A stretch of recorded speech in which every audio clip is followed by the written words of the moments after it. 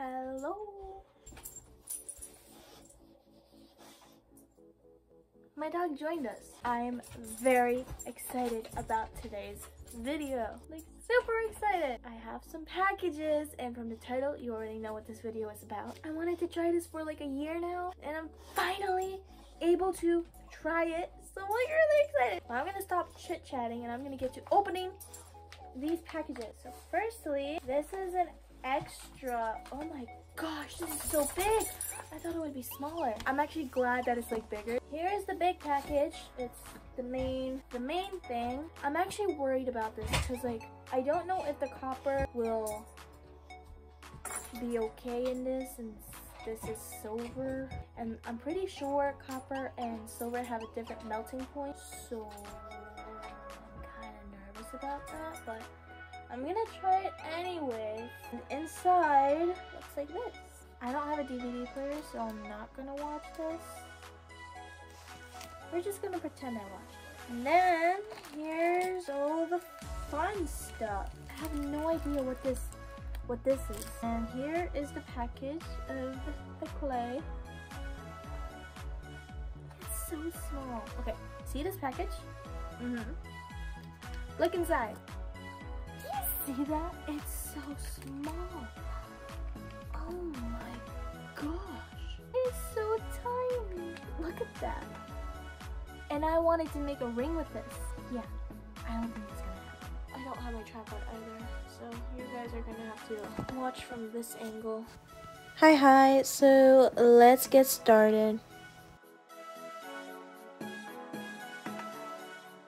So now I'm gonna measure my finger with the ring mandrel and this paper. So I want to use my middle finger, so I'm putting it through the holes to see which one fits me best, and I'm putting it onto the ring mandrel, and I'm marking it with the markers so that I know how big to make my ring.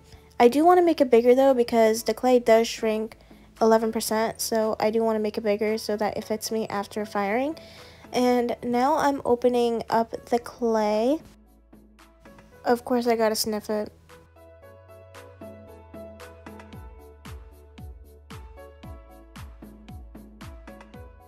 I kind of had a hard time working with this clay because it dries really quickly, and my dumbass didn't have any water with me, so I wasn't able to water it. It didn't come to mind that I could do that, but it's kind of like when you work with stoneware clay and like potter's clay, you can wet it and it's easier to manage and it doesn't dry up as quickly. It does dry up quicker than the potter's clay, but when you wet it, it's better. Because of that, most of these pieces didn't really work out, but you will see that later in the video. I was not able to make the ring that I was originally planning on making because it wasn't working out. The clay was drying too quickly and I didn't have any water with me, and it was extremely hard to roll out a really flat piece, so I was not able to make what I originally wanted to make, but I did make a few other cool pieces, so it's all fine. As you can see now, I'm mixing up the clay. I'm mixing the silver with the copper because it wasn't working out and I just wanted to do so. So now I'm just making like an abstract piece. I'm making a heart, well, a marbled heart with a crown.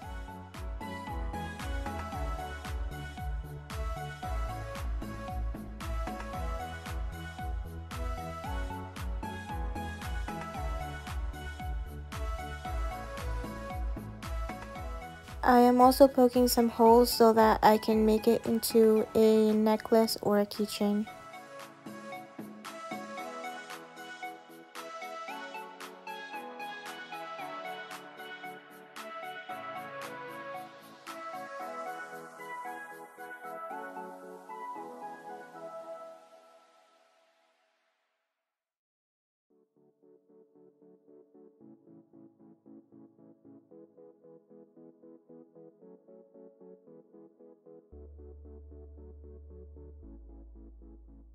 Now I just want to play around with the clay, so I'm making an abstract piece.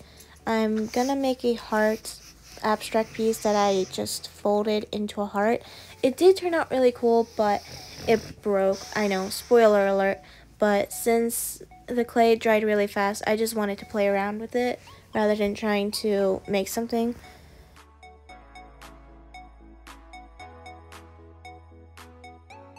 I am sad that it broke because I did like how it turned out. I thought it was really, really cool.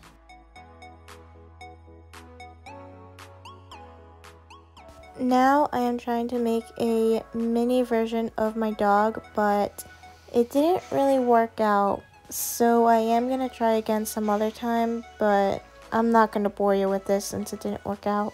So I'll be back tomorrow to finish the rest of the steps.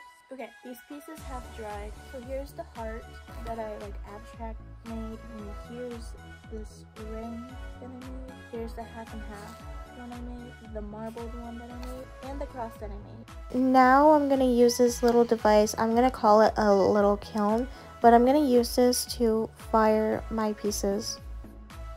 This is when I figured out I'm not able to put all of my pieces into the kiln, so I had to fire the other ones with just a torch.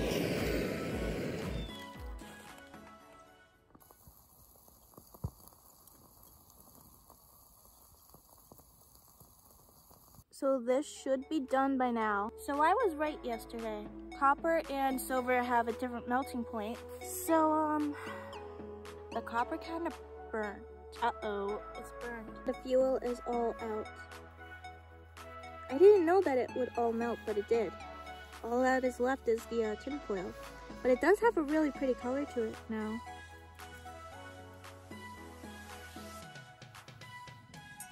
So yeah. This step scratches off the extra clay and leaves you off with your final metal piece. It's been like a week, maybe a week and a half. No, it's been a week. I'm here to tell you and to show you the results. I took way too long explaining everything, and I'm too lazy to edit it.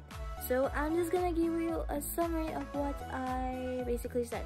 All the pieces broke. I super glued most of them and was able to fix them. The only piece that turned out really well and actually fired well was the cross, but I forgot it at my dad's, so I don't have it, which is so sad because it was my favorite piece, or one of my favorite pieces, because it just turned out really beautiful, and it's the cross, which is why I love it even more. That piece basically just worked out, so I'm really sad that I left it at my dad's. But all of my other pieces broke, and I also tried to make a texture, and everything was going fine until after I fired it. It was breaking, so I did super glue it together, but I didn't super glue the whole thing together, so when I put it into the box and went back home to Connecticut, it was like banging across the box, and it broke.